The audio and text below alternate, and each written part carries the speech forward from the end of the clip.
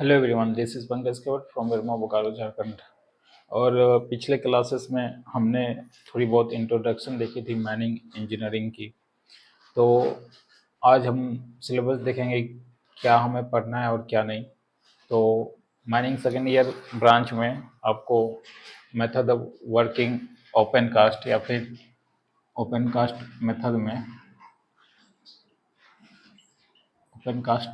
में पहला पहला जो चैप्टर रहेगा वो इंट्रोडक्शन का रहेगा। ओपन कास्ट किसे कहते हैं, ओपन कास्ट में क्या क्या होता है, कैसा इन्वायरमेंट चाहिए, और कुछ जो बेसिक डिफिनेशन टर्म्स रहेगी वो हम लोग इंट्रोडक्शन में ही देखेंगे। Then after opening up deposit, यानी कि जो कोयला का फॉर्मेशन है, डिपॉजिट हुआ है, उसके अंतर्गत क्या क्या आएगा वो देखेंगे। जैसे कि इसमें आपका ओपनिंग अप डिपॉजिट में box cut entry in open cast mines की layout factor determining choice disposal of overburden sample layout limestone copper etc देखेंगे। फिर आफ्टर आपका आता है ओपन कास्ट माइनिंग मशीनरीज में, यानी कि ओपन कास्ट में कितने types open cast mining machineries, इसमें मुख्यतः जो मशीनरीज है, जैसे आपका मशीनरी सोवेल हो गया, फिर ट्रांसपोर्ट सिस्टम हो गया टिपर, फिर जो भी मशीनरीज आती है जैसे फिर डोजर के बाद आप फिर ड्रैगलाइन भी देख सकते हैं, फिर आपका ग्रेडर, ये सब बहुत सारी मशीनरीज है ओपन कास्ट में, उसके बारे में हम लोग देखेंगे।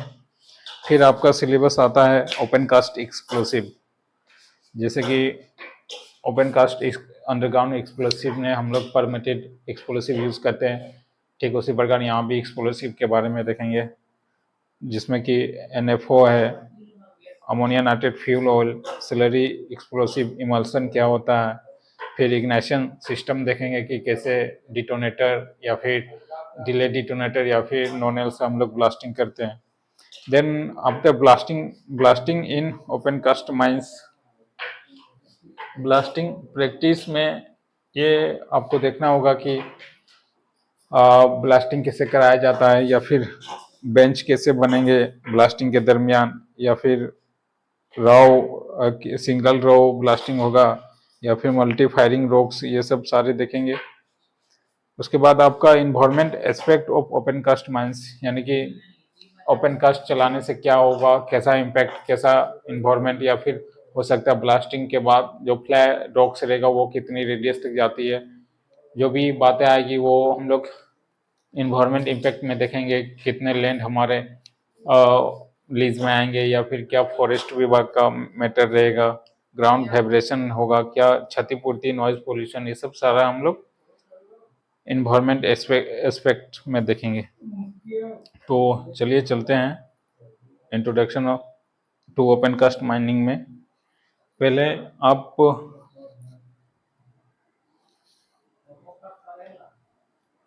आप माइनिंग की डिफिनेशन देख लीजिए, फिर माइनिंग इंजीनियरिंग की डिफिनेशन देख लीजिए, फिर हम लोग देखेंगे कितने टाइप के माइंस होते हैं, और चार्ट बनाते हुए हम लोग समझेंगे। Introduction to open cast mining में पहले आप माइंस की डिफिनेशन देखिए। ये तो सभी को पता है कि धरती से जो मिनरल्स निकालते हैं उसी को माइनिंग कहते हैं, एंड माइनिंग जो निकालने का प्रोसेस होता है उसे हम लोग माइनिंग कहते हैं, एंड जो निकलवाता है उसे हम लोग माइनिंग इंजीनियरिंग कहते हैं। तो ये जेन्युइन सी बात है, आपको पता होनी चाहिए। तो चलिए on the basic of introduction में डिफिनेशन करते हैं।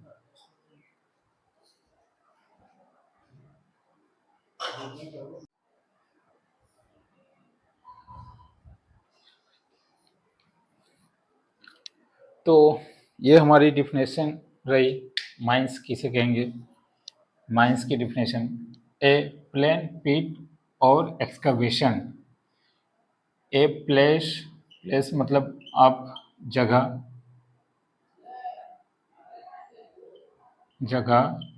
पिट मतलब गड्ढा, एक्सकवेशन मतलब खुदाई। तो कहता है definition, a place pit excavation in the earth from which mineral substance are formed और टेकन प्लेस या टेकन प्लेस लिख देते हैं हम। तो वैसी कोई जगह खुदाई या फिर एक्सकवेशन जहाँ पे मिनरल प्लेस हो और जो कि इकोनॉमिकली बेस्ट हो हमारा। सपोज डैट कहीं मिनरल डिपॉजिट है अर्थ के आसपास, अर्थ के ज़्यादा बिलो में नहीं, विद इन 200 मीटर्स में मिनरल डिपॉजिट है, और वहाँ से हम लोग मिनरल्स निकालना है, सपोज कोयला ही निकालना है। तो ऐसे कंडीशन में हम वहाँ के सारे स्टिपिंग रेशियोज निकालते हुए, सारे प्रोस्पेक्टिंग देखते हुए, अगर वो मिनरल्स हमारा निकालने के बाद जो जितनी लागत हमारी आई है उससे ज़्यादा लागत आती है, जितने लागत उसे निकालने में और जितनी लागत उस चीज़ को निकालने में आई है वो अगर इकोनॉमिकली बेस ना हो, अगर हमारा प्रॉफिट ना हो, तो फिर वैसे मिनरल्स को हम लोग नहीं टच करेंगे। मेरे कहने का मतलब, अगर ये माइंस है, ये सरफेस है, अर्थ सरफेस, और ये कोयले की फॉर्मेशन है, लेयर बाय लेयर डिपॉजिट है जो कि 5 मीटर समथिंग है, एंड यहाँ से अगर हम ओपन कास्ट करते हैं और ये जो फॉर्मेशन मान लीजिए ये 1 टन है, 1 टन का जो कैलकुलेशन अगर हम करते हैं जो कि समथिंग कुछ रुपीज़ आता है, रुपीज़ मान लीजिए अगर ये मेरा 10 रुपया आया 1 टन का, ठीक। Total deposit of coal 1 tonne, let me suppose that, और पूरी माइनिंग करने में मेरा खर्च आता है 12 रुपये। तो फिर ऐसे माइंस को हम लोग इग्नोर करेंगे, ऐसे मिनरल डिपॉजिट को इग्नोर करेंगे, क्योंकि मेरा इकोनॉमिकली यानी कि इकोनॉमिकली बेस्ट नहीं है, बेस्ट फॉर्म्ड नहीं हुआ। अगर यही माइंस मेरा अगर लागत आता ऑयल को निकालने में 5 रुपये, और इससे सब चीज़ कैलकुलेशन करते हुए हम लोग 20 रुपये में बेचते कोयले को, तो फिर ये हमारा माइंस इकोनॉमिकली बेस्ट माइंस है और इसे हम लोग करना ही चाहेंगे। तो a place pit excavation in the earth from which mineral deposit mineral substances are formed or taken which are economically best, which are economically best। वो प्रॉफिट होना चाहिए, प्रॉफिट अगर नहीं है तो फिर हम उस चीज़ को करेंगे भी नहीं, और माइंस करेंगे ही नहीं तो फिर माइंस कहलाएगी भी नहीं। उसके बाद माइनिंग की definition, It is the process of excavation, extraction of minerals from the earth crust for the benefit of human, which due to regard to safety, environment of minerals and environment protection, which are economically best। मतलब mining एक प्रक्रिया है जिसमें human welfare के लिए coils या फिर minerals को फॉर्म करते हैं जो कि आर्थिक स्थिति से वो प्रॉफिटेबल हो, और इस निकालने के दरमियान में हमें safety of conservation of environment और मिनरल्स को देखते हुए ये माइनिंग की प्रोसेस करते हैं। तो ऑलमोस्ट ये दोनों डिफिनेशन कंप्लीट हुआ, माइनिंग, माइंस एंड माइनिंग। फिर अब हम चलते हैं माइंस कितने टाइप के होते हैं।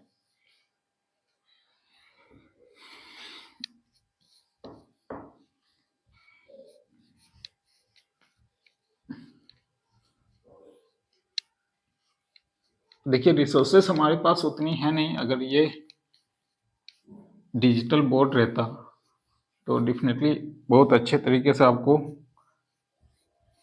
विजिबिलिटी मिलती और दिखाई भी अच्छी तरीके से देती।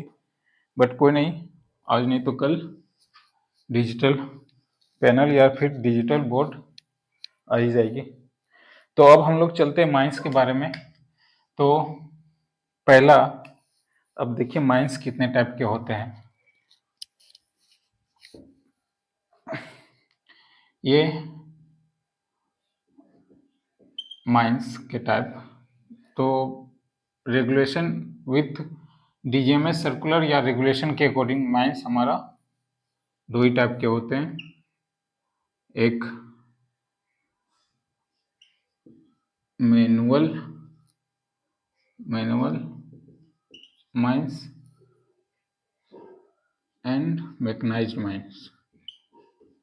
मैकेनाइज्ड माइंस, मैनुअल माइंस में यानी कि वैसे खदान या फिर वैसे माइंस जिसमें मशीनरीज की यूजेस बहुत कम हो, मशीनरी की यूजेस बहुत कम हो, यूजिंग लेस मशीनरी। फिर इसमें आप ज़्यादातर मैन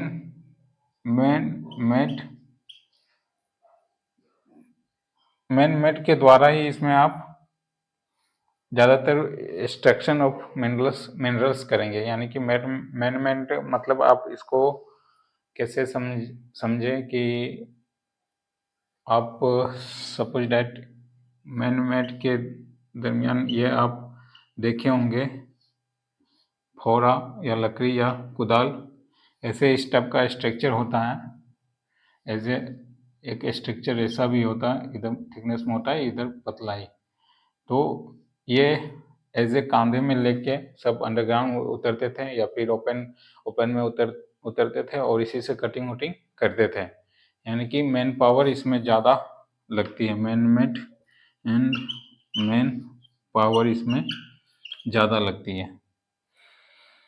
कुछ कंडीशन भी है इसमें, आप 3 मीटर्स हाइट, बेंच ब्रीथ, ये सब आगे चल के देखेंगे, फिलहाल ये इंट्रोडक्शन है।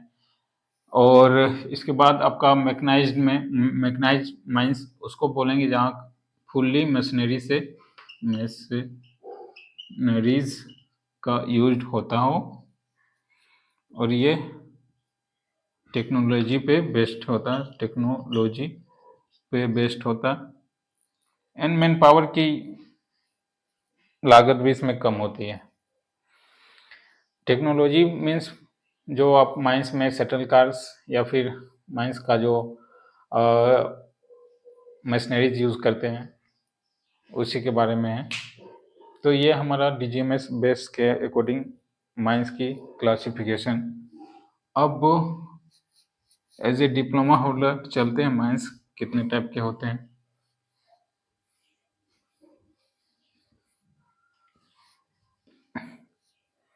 माइंस हमारा दो ही टाइप के होते हैं, या तो ये ओपन कास्ट माइंस रहेगा या फिर अंडरग्राउंड माइंस रहेगा। ओपन कास्ट अब देखे ही होंगे हर जगह ओपन कास्ट माइंस में। तो जो अंडरग्राउंड आपको बहुत रेयर केस में देखने को मिलेगी, वैसे बंदे अंडरग्राउंड को देखे होंगे जो ट्रेनिंग ले चुके होंगे या फिर किसी के थ्रू से एज ए परमिशन लेके आप अंडरग्राउंड गए होंगे। तो अदरवाइज अंडरग्राउंड में अनऑथराइज पर्सन को अलाउड नहीं है, और वैसे पर्सन को मुख्यतः अलाउड नहीं है जो 16 साल की उम्र से कम हो। तो अंडरग्राउंड में अगर आप देखिएगा तो अंडरग्राउंड के दो टाइप्स होते हैं। पहला बोर्ड एंड पिलर मेथड के अंडरग्राउंड मिलेंगे, अंडरग्राउंड माइंस। फिर आपको लोंगवाल मिलेंगे, लोंगवाल माइंस। मैं देख लेता हूँ कैमरे में कैप्चर हो रहा है या नहीं। हाँ, अप्रोक्स ठीक है। तो फिर दूसरा आपको लोंगवाल माइंस मिलेंगे। लोंगवाल माइंस पूरी झारखंड में एक ही जगह पे चल रही है, जो कि मोनी डी BCCL सब्सिडी के अंतर्गत आती है। BCCL में मोनी डी, और ये माइंस 3rd डिग्री की गैसी माइंस है, 3rd डिग्री गैसी माइंस है। लोंगवाल में भी इसके दो टाइप्स होते हैं। पहला टाइप आप रिटेटरिंग, पहला आप एडवांस लिख लीजिए, एडवांस लोंगवाल माइंस। एंड दूसरा आप यहाँ लिख देता हूँ, जगह नहीं है।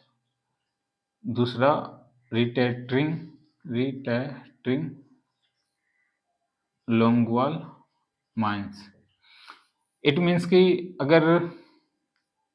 अगर माइंस, सपोज दैट ये पूरी माइंस है, कोल का स्ट्रक्चर डिपॉजिट है, और जो माइंस होती है एडवांस माइनिंग में, तो हम लोग जो कोयले का निकासी करते हैं यानी कि एक्सट्रैक्शन करते हैं, वो इस तरह का लोंगवाल रहती है, और यहीं पे कटिंग मशीन रहती है। तो ये सारे कटिंग करते हुए आगे की ओर, यानी कि लास्ट में जो बाउंड्री लाइन है वहाँ तक जाते हैं, तो ये एडवांसिंग में आएगी, एडवांस माइनिंग कहेंगे। और सेम इट इज़, अगर ये ना करके हम लोग एंडिंग पार्ट से अगर कोयले की निकासी करते हैं, यहाँ से कटिंग करते हुए नीचे की माउथ की ओर आते हैं, तो फिर ये रिट्रेटिंग माइंस कहलाएगी, रिट्रेटिंग कोल माइंस। रिट्रेटिंग का मैं स्पेलिंग लिखा देता हूँ, RETA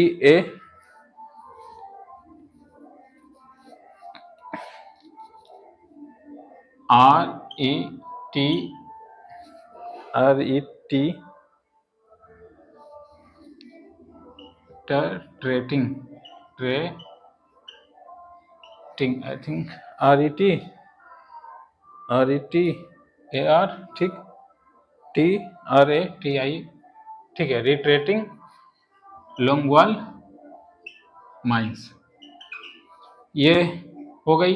अब ये हम आते हैं बोर्ड एंड पिलर में क्या किस टाइप का माइंस रहता।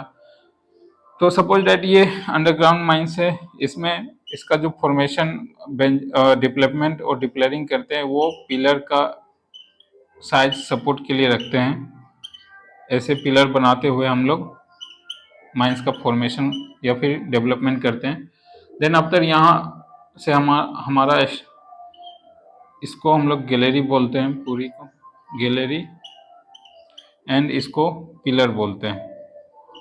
पिलर की साइज 20x20 रहती है, 20x20, या फिर जो रेगुलेशन के अकॉर्डिंग रहती है, वो पिलर की साइज रहती है। सपोज ये पिलर है, इसकी लेंथ 4 मीटर रहती है और इसकी हाइट 3 मीटर। बट ये जैसे जैसे आप डीप जाते हैं वैसे वैसे वेरी भी करती है। और रेगुलेशन 111 1 मिनट में इंक डाल लेता हूँ। रेगुलेशन में इनकी एक टेबल लिखी गई है कि आप कितने मीटर तक पिलर की हाइट क्या रखेंगे और क्या रख सकते हैं।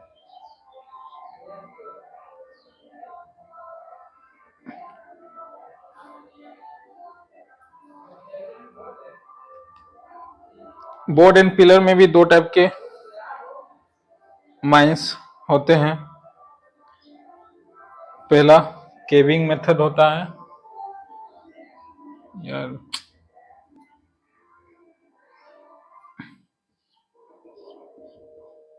इसमें भी दो टाइप के माइंस होते हैं, केविंग मेथड,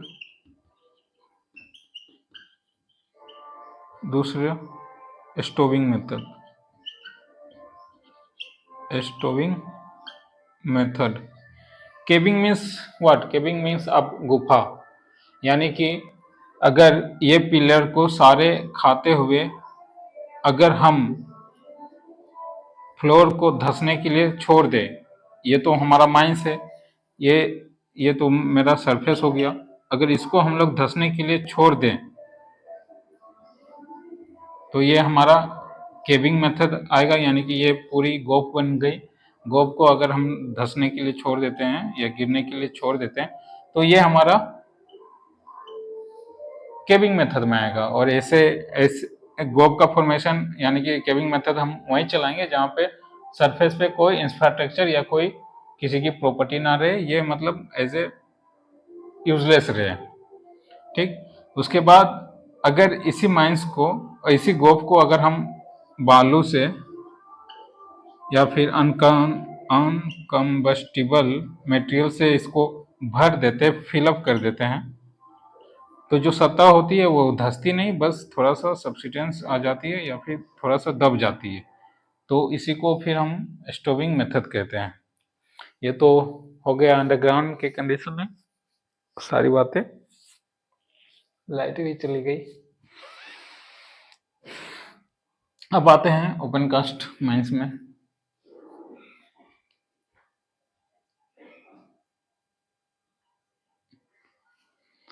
अब आते हैं हम लोग ओपन कास्ट माइंस में। ओपन कास्ट के कितने टाइप्स होते हैं? तो पहला जो स्ट्रिप माइनिंग के नाम से हम लोग देखेंगे। स्ट्रिप माइनिंग एज ए खुली खदानी है, बस थोड़ी बहुत डायमेंशन में या फिर मशीनरीज में कुछ चेंजिंग रहती है। फिर टेरेस माइनिंग देखेंगे। टेरेस माइनिंग इट मीन्स कि अगर आप पहाड़ों में या फिर ऐसे जूलॉजिकल डिस्टर्बेंस एरिया में आप यूज़ कर सकते हैं टेरेस माइनिंग को। फिर एक होता है ओपन पिट माइनिंग। ओपन पिट माइनिंग, ओपन पिट माइनिंग यानी कि खुली खदानें, जो जनरली हम लोग देखते हैं ओपन कास्ट को। मतलब ओपन कास्ट बस ऐसे ही थोड़ी बहुत क्लासिफिकेशन कर दी गई है, अदरवाइज सब तो दिखते हैं एक ही तरह। अगर ओपन कास्ट में फॉर एग्जांपल मैं दिखाता हूँ, ये मेरा सरफेस स्ट्रक्चर है, यहाँ से और फॉर्मेशन है कोयले की। अगर इन द केस ये जो ओबी है हमारा, ओबी इन द केस सोवेल या मशीन हम लोग यहाँ से यूज़ करके बाय द टिपर ओबी को रिमूव करके इसको यहाँ पे डिपॉजिट करते हैं कहीं अच्छे ज़्यादा डिस्टेंस में नहीं, क्योंकि हमें फिर कोयले को निकालने के बाद इसे फिर मतलब भरना भी होता है, जिसको हम रिक्लाइनेशन कहते हैं। रिक्लाइनेशन कहते हैं। तो रिक्लाइनेशन के लिए हमें ये भरना होता है, तो टिपर के थ्रू से ये हम लोग ओबी हटाते हुए आगे बढ़े और ये डिपॉजिट कहीं सामने ही करते हैं। तो ऐसे माइंस को हम लोग ओपन पिट भी माइंस बोल सकते हैं, स्ट्रिप माइंस भी बोल सकते हैं। और एक मेथड होता है कि अगर यही ओबी हम कंटिन्यू भरते आ रहे हैं और कोयले की फॉर्मेशन जहाँ डिकोल हो गई वहाँ पे हम लोग भरते आ रहे हैं, तो इस तरह की भी एक माइनिंग होती है। अब तो बहुत सारा स्पेशल मेथड भी आ गई है, तो आप स्पेशल मेथड में भी थोड़ी बहुत आप जान लो।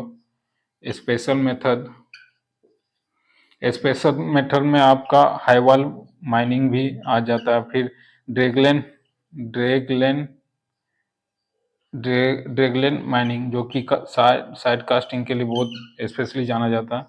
फिर इस बहुत सारे इसमें स्पेशल मेथड आते हैं कि ऊपर मान लीजिए कोई बोर्डन पिलर चलाया हुआ माइंस, उसके नीचे अगर आपको बहुत सारा माइंस या गैसी के कारण बंद करना पड़ा, तो वहाँ आप हाईवॉल माइनिंग यूज़ कर सकते हैं। हाईवॉल माइनिंग इतनी बड़ी मशीनरीज रहती है कि वो मशीन्स के ही थ्रू से सपोर्ट का कार्य करती है एंड एक्सट्रैक्शन का भी कार्य करती है।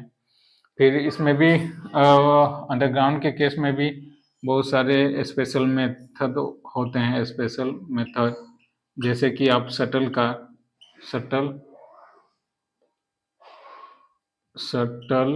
कार का यूज़ करना, यानी कि आपके पास पूरी टेक्नोलॉजी रहेगी, एक केबिन रहेगा जहाँ पे डिस्प्ले और सारे मॉनिटर्स लगे रहेंगे, कंट्रोल जॉयस्टिक रहेगा। As a shuttle car without driverless car है, मशीनरीज भी सेम जॉयस्टिक से कंट्रोल होती है। वो आपको मैक्सिमम ऑस्ट्रेलिया में यूज़ होता है, जापान तरफ आप देख सकते हैं यूज़ स्पेशल मेथड में। फिर ब्लास्टिंग गैलरी मेथड भी आता है ओपन कास्ट में, बीजी मेथड, जिसमें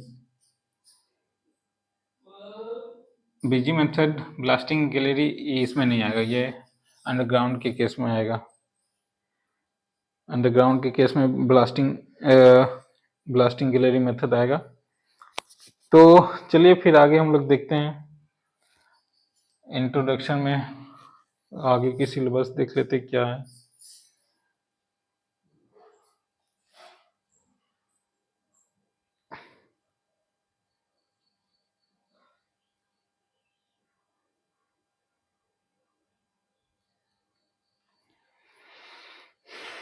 पहला हमारा टॉपिक है इसमें surface classification of surface mining method. तो सरफेस माइनिंग क्लासिफिकेशन ये है, तो हम लोग एक एक करके चलेंगे, देखेंगे। फिर उसी में है factor affecting choice open cast method, advantage and disadvantage of open cast method, stripping ratio and benches formation देखेंगे। तो क्लासिफिकेशन नेक्स्ट टॉपिक हमारा classification of surface mining method. हमने क्लासिफिकेशन एज ए रफ कर दिया है, अब हम लोग एज ए एग्जामिनर या फिर एग्जामिनेशन देने के अकॉर्डिंग विद सुटेबल डिफिनेशन के साथ चलेंगे। तो आज की क्लासेस यहाँ समाप्त करते हैं। नेक्स्ट क्लासेस हम लोग क्लासिफिकेशन देखेंगे, क्योंकि लाइट भी कटी हुई है और थोड़ी गर्मी भी बढ़ी हुई है। तो आज के लिए थैंक यू।